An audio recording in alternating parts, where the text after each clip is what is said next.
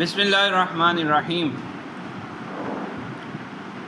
ماقبل میں ہم نے یہ پڑھا تھا کہ شریعت اسلامیہ کی تکوین کس طرح ہوئی،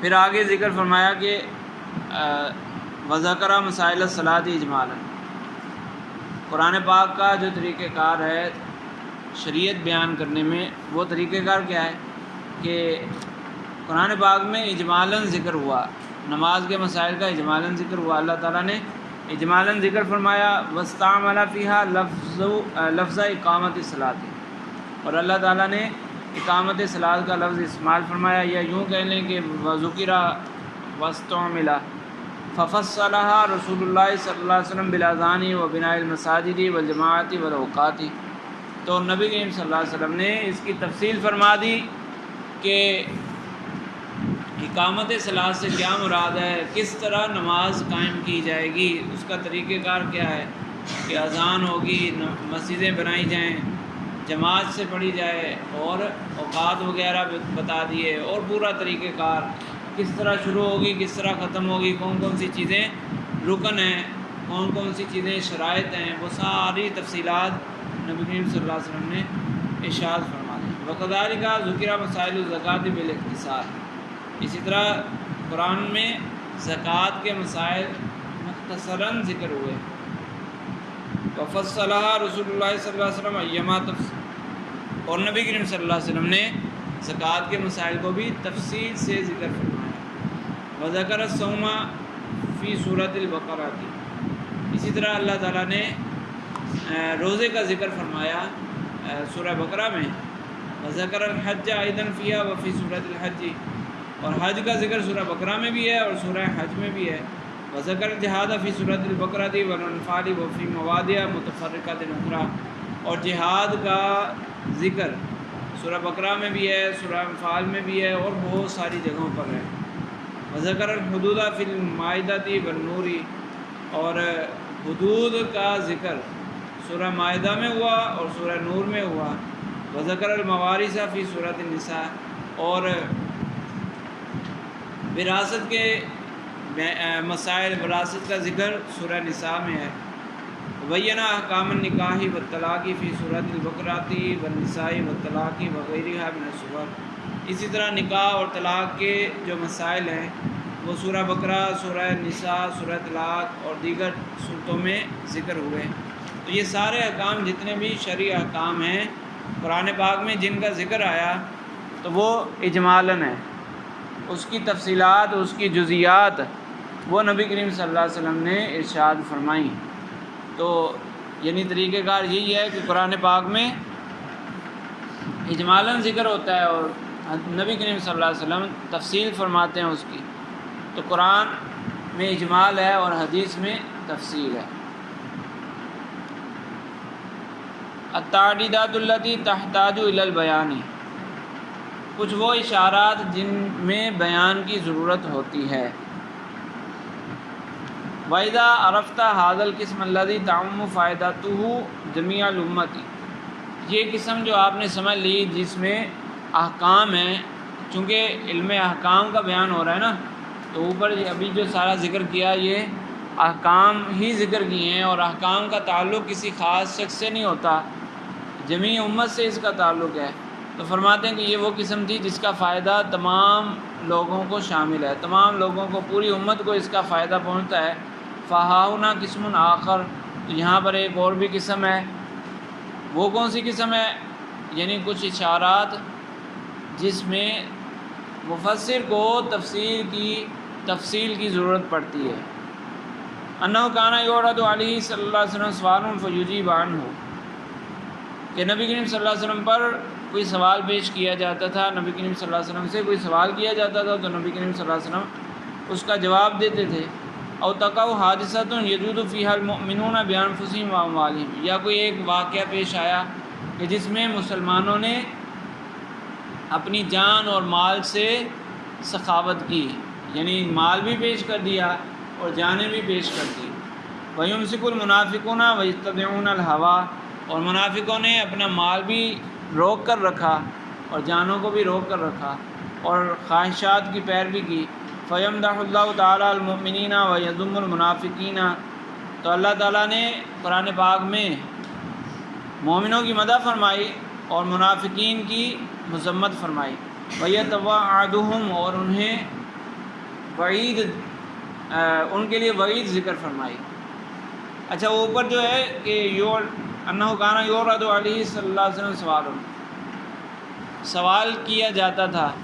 تو کئی طرح کے سوال ہیں نا قرآن پاک میں. یسألونک عن الاہلہ، یسألونک ماذا ينفقون، یسألونک عن القتال، یسألونک عن الشہر الحرام قتال فیہ. اس طرح بہت سارے سوالات، کہیں تھوڑا سا ذکر بھی ہے اور ایک جگہ یہ بھی یسألونک، صرف یسألونک کس کے بارے میں سوال ہے یہ ذکر نہیں، وہ جواب میں کچھ ذکر ہے، اور کس نے سوال کیا یہ بھی ذکر نہیں ہوتا. یسألونک قل اللہ یفتیکم فی الکلالہ. اچھا یستفتونک، ہاں یستفتونک وہ آپ سے فتویٰ پوچھتے ہیں، قل اللہ یفتیکم فی الکلالہ. تو اس طرح کے سوالات ذکر ہوئے ہیں کئی سارے، یا تو فتوے کے لفظ کے ذریعے ذکر ہوا یا سوال کے لفظ سے ذکر ہوا. یہ جو واقعات ہیں ان کا بھی قرآن میں ذکر ہے. اور تقع حادثۃ من قبیل الغلبۃ علی الاعداء وکف ضررہم، یا کبھی ایسا واقعہ ہوا کہ جس میں مسلمانوں کو دشمنوں پر غلبہ حاصل ہوا اور مسلمانوں سے کفار کے ضرر کو دور کیا گیا. فیمن اللہ تعالیٰ بذالک علی المؤمنین، تو اللہ تعالیٰ اس کو بطور احسان ذکر فرماتا ہے. وَيُذَكِّرُهُمْ بِتِلْكَ النِّعْمَةِ، اور اللہ تعالیٰ انہیں یہ والی نعمت یاد دلاتا ہے. جیسے وَلَقَدْ نَصَرَكُمُ اللَّهُ بِبَدْرٍ، اور إِذْ جَاءَتْكُمْ جُنُودٌ. اچھا تو وہ یاد دلائی جاتی ہے، احسان یاد دلایا جاتا ہے کہ اللہ نے تم پر احسان کیا.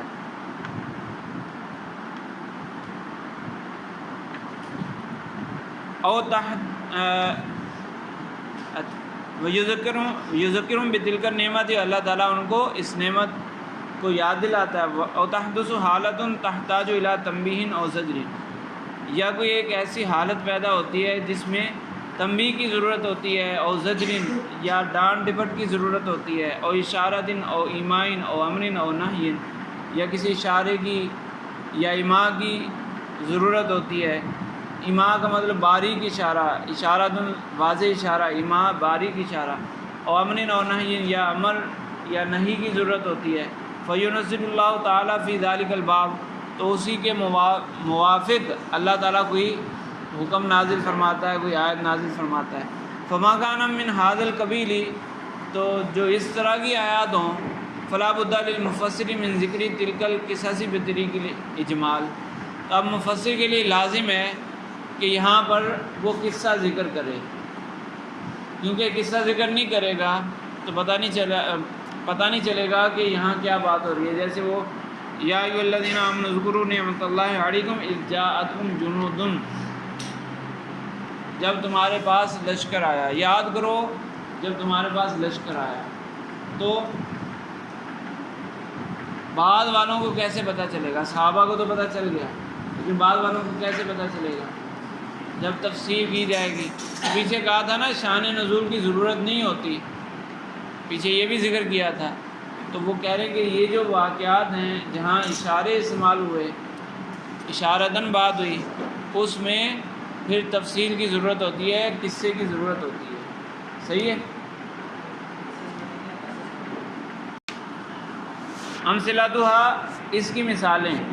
وقد وردت التعریضات بقصۃ غزوۃ بدر فی سورۃ الانفال، غزوہ بدر کے بارے میں اشارات استعمال ہوئے سورہ انفال میں. وبقصۃ غزوۃ احد فی سورۃ آل عمران، سورہ آل عمران میں غزوہ احد کا قصہ ذکر ہوا، یعنی اشارہ استعمال ہوا. تو ظاہر سی بات ہے تفصیل کے بغیر یہ سارے سمجھ نہیں آئیں گے. یعنی ان مقامات پر شان نزول بیان کرنے کی ضرورت ہے یا قصے کی تفصیل بیان کرنے کی ضرورت ہے. مختصراً بھلے ہو لیکن قصہ ذکر کیا جائے.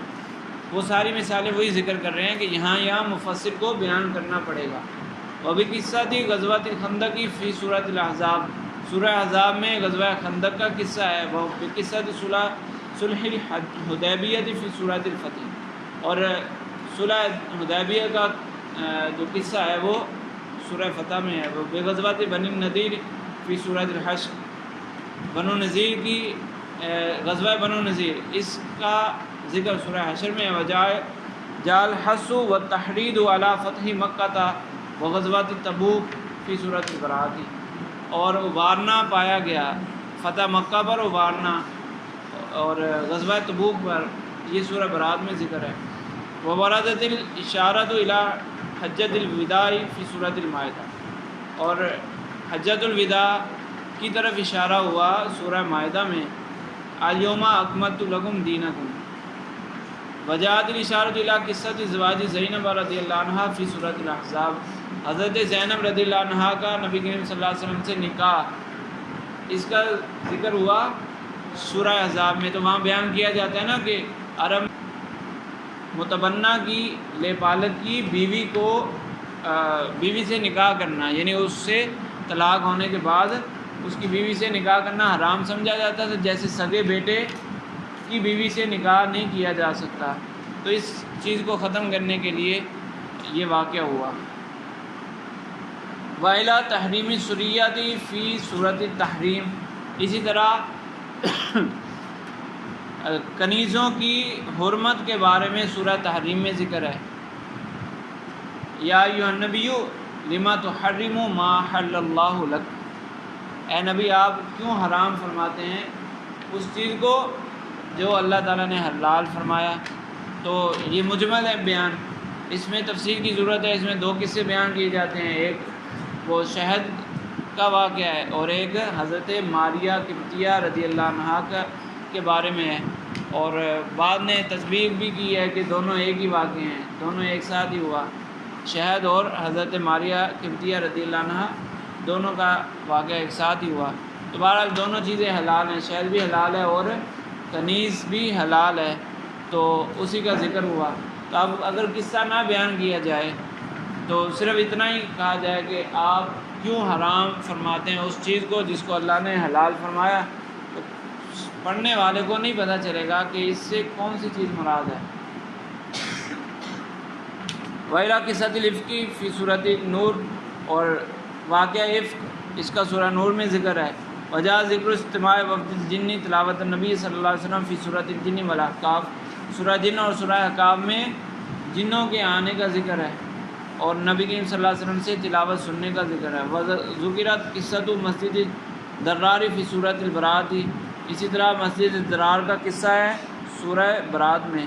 وہ اشیر الی قصۃ الاسراء فی اول سورۃ بنی اسرائیل، اور بنی اسرائیل کے شروع میں معراج کا واقعہ ذکر ہے، تو اس کی تفصیل کی بھی ضرورت ہے۔ حاضی الآیات من التذکیر بایام اللہ، کہہ رہے ہیں یہ جو ہم نے مثالیں ذکر کی ہیں یہ ساری آیات کہاں بیان کی ہیں؟ ہم نے علم الاحکام کے ضمن میں، علم الاحکام کے ضمن میں بیان کی ہیں۔ وہذا القسم من الآیات الکریمۃ فی الحقیقت نوع من انواع التذکیر بایام اللہ، در حقیقت یہ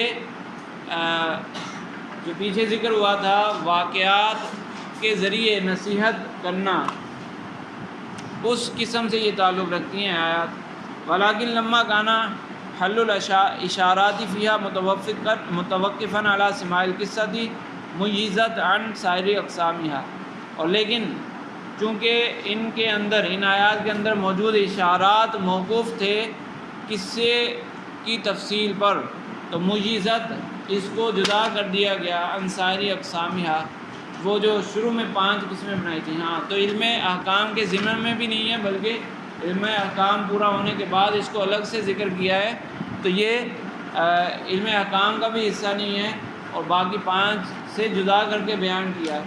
5 جو علم تھے نا قرآن میں، 5 علوم ہیں، تو ان سے جدا کر کے بیان کیا، تو جب پہلے حصر کر دیا کہ 5 علوم ہیں تو پھر یہ چھٹا کہاں سے آیا؟ تو کہہ رہے ہیں کہ حقیقت میں یہ وہی ہے، لیکن ہم نے الگ اس لیے ذکر کر دیا کہ اس میں تھوڑا سا فرق ہے، اس میں قصے کی ضرورت ہے۔ ٹھیک ہے۔